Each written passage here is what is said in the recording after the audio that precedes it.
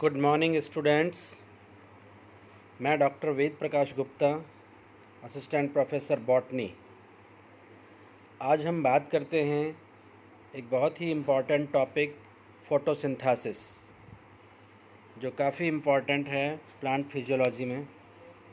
तो हम बात करते हैं सबसे पहले क्या होता है फोटोसिंथेसिस, यानी कि फोटोसिंथेसिस क्या है, इसकी डेफिनेशंस क्या हैं और साइट ऑफ फोटोसिंथेसिस यानी कि फोटोसिंथेसिस कहाँ होता है। फिर हम पढ़ेंगे मैकेनिज़म्स क्या है फोटोसिंथेसिस की।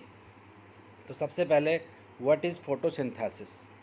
आप जानते हैं कि प्लांट के ग्रीन पार्ट के द्वारा, ना केवल लीव्स, जो भी ग्रीन पार्ट है प्लांट का, उसमें होता है क्लोरोप्लास्ट, और क्लोरोप्लास्ट में एबिलिटी होती है फोटोसिंथेसिस करने की।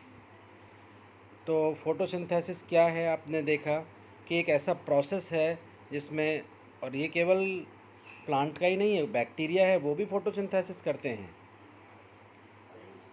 तो आप देखें कि एक प्रोसेस है जिसमें प्लांट और कुछ बैक्टीरिया हैं जो ये करते हैं, ये सनलाइट की एनर्जी को, फोटोसिंथेसिस में है क्या, फूड का ही तो प्रोडक्शन होगा, और वो फूड क्या है, उससे हमें एनर्जी मिलती है, यानी कि केमिकल एनर्जी में कन्वर्ट करना है लाइट एनर्जी को।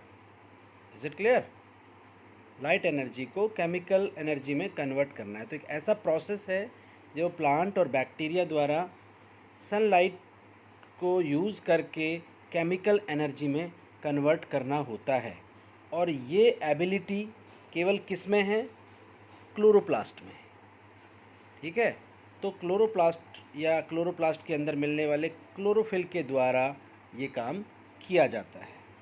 तो अगर मैं एक डेफिनेशन दूं तो क्या डेफिनेशन इसकी होगी कि प्लांट या बैक्टीरिया रॉ मटेरियल जैसे कार्बन डाइऑक्साइड और वाटर को यूज़ करके सनलाइट की प्रेजेंस में कार्बोहाइड्रेट और ऑक्सीजन बनाते हैं। इसको ही हम क्या कहते हैं? फोटोसिंथेसिस। Is it clear? यानी कि आप सीधा कह सकते हैं कि लाइट एनर्जी को केमिकल एनर्जी में क्लोरोफिल द्वारा किया जाना ही क्या कहलाता है? फोटोसिंथेसिस। और साथ में क्या रिलीज़ होगा? ऑक्सीजन। ठीक है, और आप देख सकते हैं ये वाला इक्वेशन से आपको पूरा क्लियर होगा, यानी कि प्लांट CO2 और वाटर को यूज़ करेंगे किसकी प्रेजेंस में? सनलाइट की प्रेजेंस में। और क्या चाहिएगा? क्लोरोफिल। और ये बनाएगा कार्बोहाइड्रेट और ऑक्सीजन और वाटर के 6 मॉलिक्यूल, क्योंकि हमने 12 मॉलिक्यूल लिए हैं। ठीक है, और 6 मॉलिक्यूल एज इट इज़ वापस हो जाते हैं। आप देखें, ये देखिए ये एक प्लांट आप देख रहे हैं। इस प्लांट में स्टोमेटा के थ्रू कार्बन डाइऑक्साइड है वो एंट्री कर रहा है, आप देख रहे हैं। और नीचे आप देखें वाटर रूट के थ्रू एंट्री हो रहा है। तो कार्बन डाइऑक्साइड तो स्टोमेटा से, एनवायरनमेंट से आ रहा है, और वाटर है जो रूट के थ्रू आ रहा है, और बन रहा है शुगर। आप यहाँ देख सकते हैं ये शुगर बन गया, और ये ऑक्सीजन है जो बाहर निकल गया। तो फोटोसिंथेसिस में कार्बन डाइऑक्साइड यूज होता है और ऑक्सीजन बाहर निकलता है। Is it clear? तो आप देख सकते हैं 6 molecule of water plus 6 molecule of carbon dioxide produce 1 molecule of sugar plus 6 molecule of oxygen, जो हमने आपको इक्वेशन में बताया है। तो ये है फोटोसिंथेसिस। अब फोटोसिंथेसिस कहाँ पर होता है, इससे पहले मैं आपको थोड़ा सा बता देना चाहता हूँ कि इम्पॉर्टेंस क्या है फोटोसिंथेसिस की। फोटोसिंथेसिस की इम्पॉर्टेंस है कि फूड का प्रोडक्शन। आपने फूड चेन में भी देखा है कि प्लांट है जो प्रोड्यूसर की तरह काम करते हैं, यानी फूड का पूरा सोर्स, भोजन जो बनेगा वो केवल प्लांट के द्वारा बनाया जाएगा, चाहे एनिमल के लिए हो या चाहे प्लांट खुद के लिए हो। सारा फूड का प्रोडक्शन कौन करेगा? प्लांट ही करेंगे। और कौन सी मैकेनिज्म से करेंगे? फोटोसिंथेसिस से। तो ये होता है इनका एप्लीकेशन कि भाई फोटोसिंथेसिस की ज़रूरत क्या है।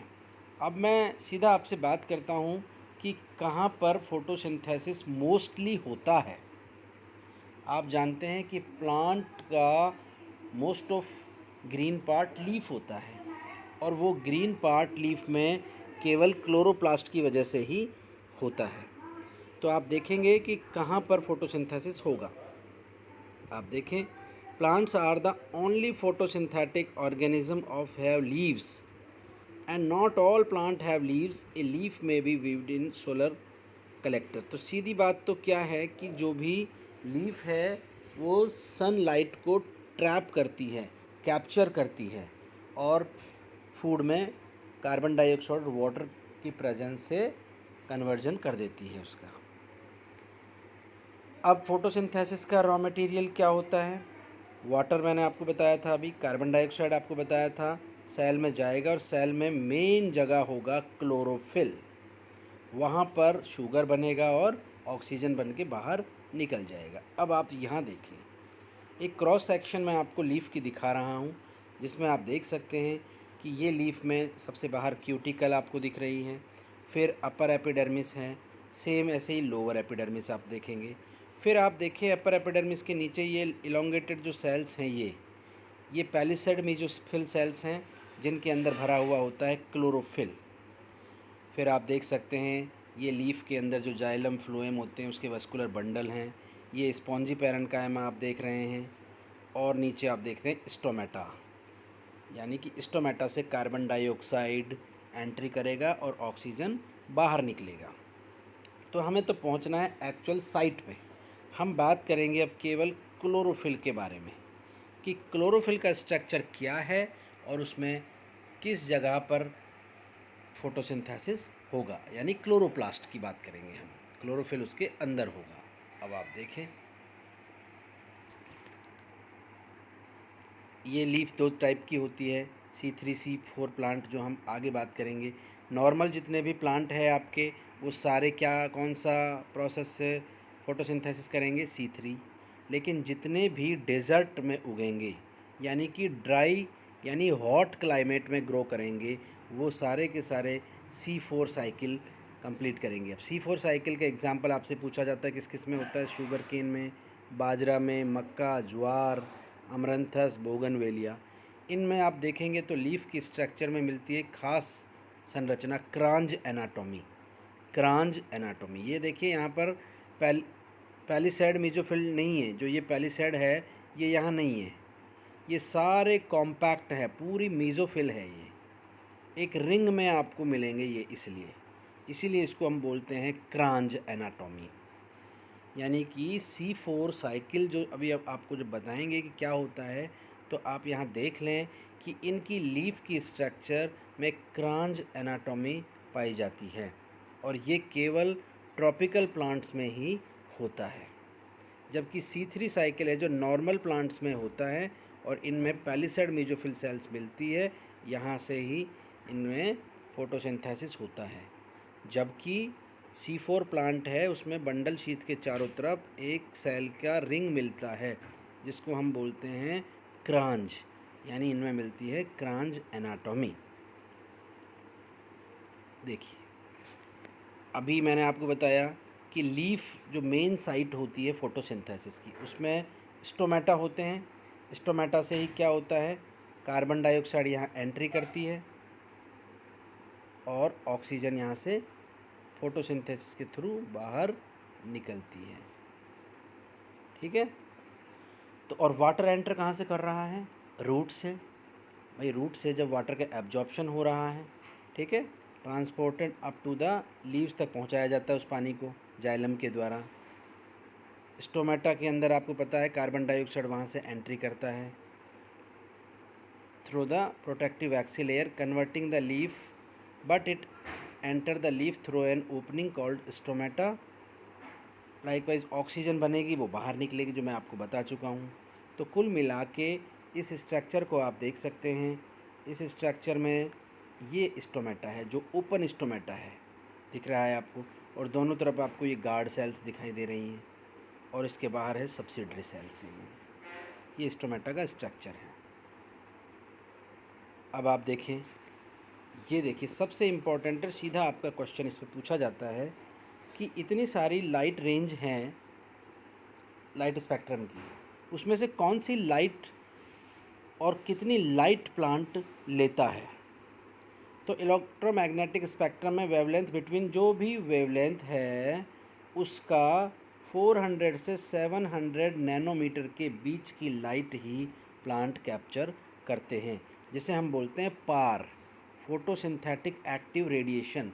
आपसे पूछा जाता है PAR क्या है, तो ये होता है फोटोसिंथेटिक एक्टिव रेडिएशन।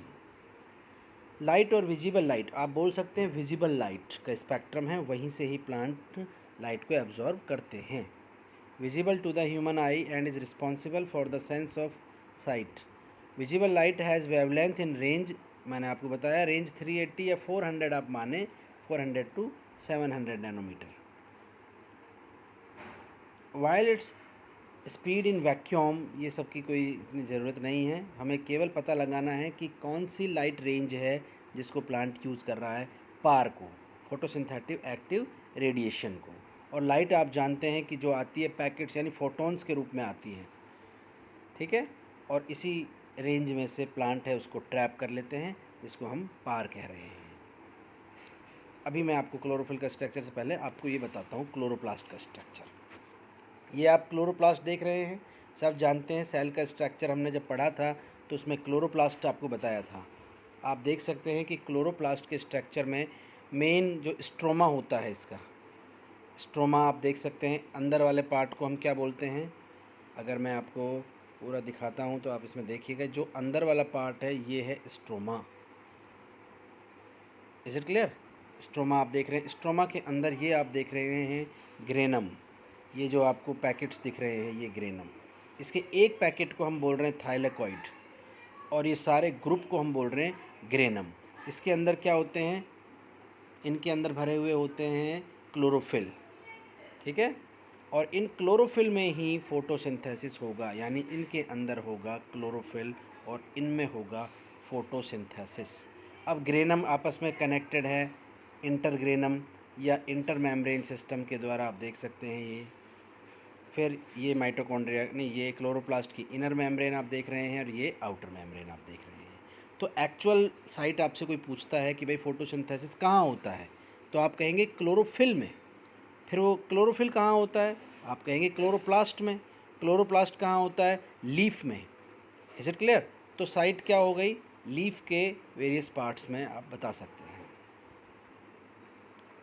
अब आप देख सकते हैं कि थाइलेकॉइड एक मेम्ब्रेन लाइक स्ट्रक्चर है, ठीक है, जो एक दूसरे के ऊपर लगी हुई होती है, जिसके ग्रुप को मैं कह रहा हूँ क्या, ग्रेनम। उस ग्रेनम में आपस में जुड़े हुए होते हैं इंटर ग्रेनम से या स्ट्रोमा लैमेली से, और ये सारे के सारे ग्रेनम पड़े हुए हैं स्ट्रोमा, एक प्रोटीनियस जेल के अंदर भरे हुए, ठीक है। अब मैं बात करता हूँ आपसे क्लोरोफिल के स्ट्रक्चर की, कि एक क्लोरोफिल में क्या संरचना है उसकी। क्लोरोफिल में दो पार्ट होते हैं, एक होता है पोरफायरिन हेड और एक होगी टेल। यहाँ आप देख सकते हैं ये है पोरफायरिन हेड और ये है ये फाइटोल टेल। और क्लोरोफिल भी बहुत सारे टाइप के हैं, जो कॉमनली आपको यहाँ दो दिखाए गए हैं, क्लोरोफिल ए और क्लोरोफिल बी। ये क्लोरोफिल ए आपको दिख रहा है, जिसके अंदर मिथाइल ग्रुप जुड़ा हुआ है। देखिए क्लोरोफिल ए और क्लोरोफिल बी में डिफरेंस आप देख लें, ये बहुत इंपॉर्टेंट है। क्लोरोफिल ए में मिथाइल ग्रुप आपको मिलेगा, जबकि क्लोरोफिल बी के अंदर आपको जो मिलेगा वो CHO एल्डिहाइड ग्रुप आपको दिखाई देगा। तो दो तरह के जो कॉमन क्लोरोफिल होते हैं उसमें क्या बेसिक डिफरेंस है कि क्लोरोफिल ए में मिथाइल ग्रुप होगा ये, और क्लोरोफिल बी में मिथाइल की जगह क्या होगा, एल्डिहाइड ग्रुप होगा। Is it clear? तो ये तो बेसिक डिफरेंस है क्लोरोफिल ए और बी में। बी में और ए का फार्मूला ये है, तो आप देख लो, यहाँ पर दो हाइड्रोजन ज़्यादा हो जाएंगे और एक ऑक्सीजन कम हो जाएगा, ठीक है। ये फार्मूला होगा C55H70O6N4Mg, और ए का फार्मूला फिर ये डिफरेंस कर दीजिए आप इसका। अब अगर क्लोरोफिल के स्ट्रक्चर आप देख रहे हैं तो आप देखें कि ये आपको हेड दिखाई दे रहा है, ठीक है, जिसको हम बोलते हैं पोरफायरिन हेड, और नीचे हम ये देख रहे हैं ये है phytol tail. Is it clear? तो ये है इसका स्ट्रक्चर। क्लोरोफिल का। Is it clear? तो आज के लिए इतना ही काफ़ी है। नेक्स्ट क्लास में हम पढ़ेंगे इसकी mechanism of photosynthesis. Thank you.